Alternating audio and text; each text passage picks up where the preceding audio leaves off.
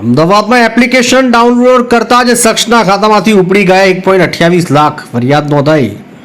અમદાવાદમાં રહેતા અને ગુજરાત હાઈકોર્ટમાં આસિસ્ટન્ટ ક્લાર્ક તરીકે ફરજ બજાવતા ગૌરાંગ વેંકટ નામના કર્મચારીએ શંકાસ્પદ લિંક ખોલતા ખાતામાંથી 1.28 લાખ કપાઈ જતા પોલીસ ફરિયાદ નોંધાઈ છે. આરોપીએ કસ્ટમર કેર તરીકે ઓળખ આપી બેંક સંબંધિત સમસ્યાનો ઉકેલ માટે એપ્લિકેશનની લિંક મોકલી, જે ખોલતા ગૌરાંગનો મોબાઈલ હેક થઈ ગયો. પોલીસે સમગ્ર મામલે ગુનો નોંધીને તપાસ શરૂ કરી છે.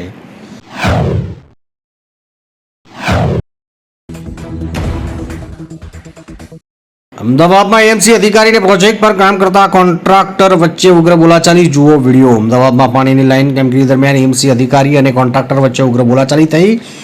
આ ઘટનાનો વિડીયો સોશિયલ મીડિયા પર વાયરલ થયો છે. ઘટના શહેરના નિકોલ વિસ્તારની છે, જ્યાં કોઈ તકનીકી ભૂલ કે કામગીરી વિલંબને લઈ અધિકારી અને કોન્ટ્રાક્ટ સામસામે આવી ગયા. વિડીયોમાં કોન્ટ્રાક્ટર અપશબ્દો બોલતા જોવા મળી રહ્યા છે, જે બાદ અધિકારી પણ ઉશ્કેરાયા હતા.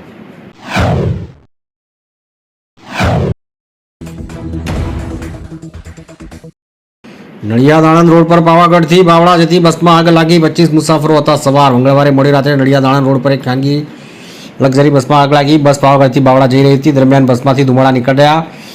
જોતામાં બસ બળીને રાખ થઈ ગઈ. જોકે સદનસીબે ડ્રાઈવર સમજસૂચક વાપરી બસમાં સવાર તમામ પેસેન્જરો બસમાંથી સુરક્ષિત ઉતારી દેતા મોટી જાનહાનિ ટળી. ઘટનાએ 20 થી 25 લોકો સવાર હતા.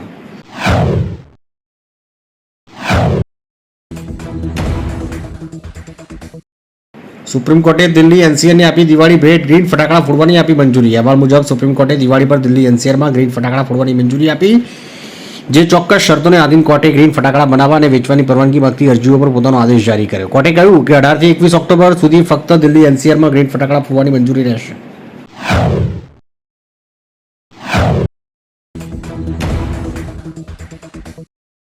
વલસાડમાં 2.5ની તીવ્રતાના ભૂકંપના આંચકા અનુભવાયા. 46 કિલોમીટર દૂર નોંધાયું કેન્દ્ર બિંદુ. વલસાડ અને આસપાસના વિસ્તારોમાં બુધવારે સવારે 8.25 વાગે સામાન્ય ભૂકંપનો આંચકો અનુભવાયો. નેશનલ સેન્ટર ફોર સિસ્મોલોજી એટલે કે એનસીએસ દ્વારા નોંધાયેલી માહિતી મુજબ આ ભૂકંપની તીવ્રતા રિક્ટર સ્કેલ પર 2.5 જેટલી આપવામાં આવી છે. ભૂકંપનું કેન્દ્ર બિંદુ શહેરથી લગભગ 46 કિલોમીટર દૂર નોંધાયું. ભૂકંપના આંચકા બાદ ઇમરજન્સી અને ડિઝાસ્ટર મેનેજમેન્ટ ટીમનો એલર્ટ રહેવા માટે સૂચના આપી દેવામાં આવી છે.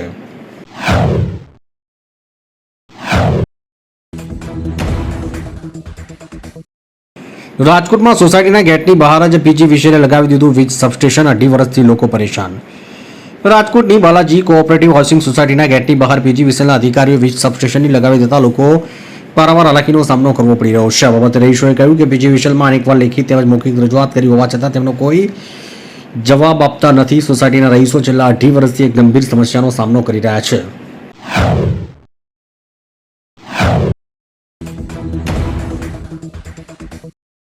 કચ્છમાં થયા રહસ્યમય ધડાકા, લોકો ઘર અને ઓફિસની બહાર દોડ્યા, વિડીયો સામે આવ્યો. કચ્છના ગાંધીધામ આદિપુર સંકુલમાં ભેદી ધડાકા સંભળાયા હોવાની ઘટના સામે આવી છે. ભેદી ધડાકાથી ધરતી ધ્રુજી ઉઠી અને લોકોમાં ભારે ગભરાટ ફેલાયો. ધડાકાનો અવાજ એટલો તીવ્ર હતો કે લોકો ગભરાઈને ઘર અને ઓફિસની બહાર દોડી આવ્યા. ઘટનામાં સીસીટીવી ફૂટેજ સામે આવ્યા. ભેદી ધડાકાનું ચોક્કસ કારણ હજુ સુધી જાણી શકાયું નથી.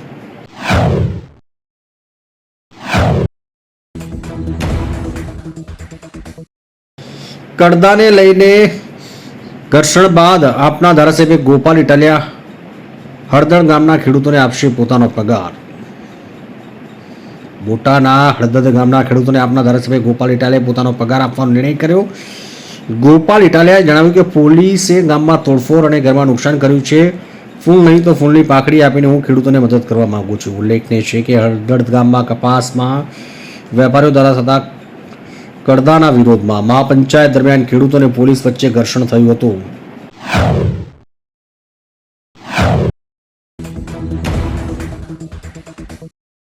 ગુજરાત સરકારનો મોટો નિર્ણય. હવે રેશન કાર્ડ ઓળખ કે રહેઠાણનો પુરાવો નહીં ગણાય.